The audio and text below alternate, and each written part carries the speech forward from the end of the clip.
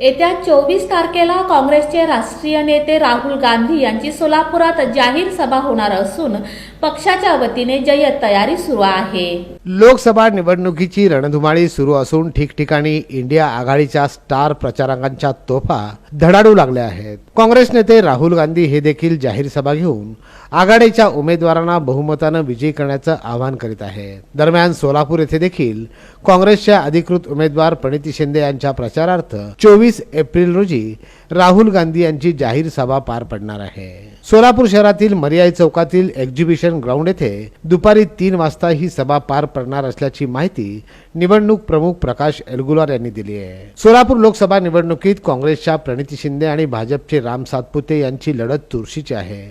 सध्या प्रणिती शिंदे या गाव भेट दौरे करून मतदारांच्या गाठीभेटी घेत आहेत। प्रणिती शिंदे यांच्या प्रचाराचा वेग वाढला असून मतदारांचाही उत्स्फूर्त प्रतिसाद त्यांना मिळत आहे।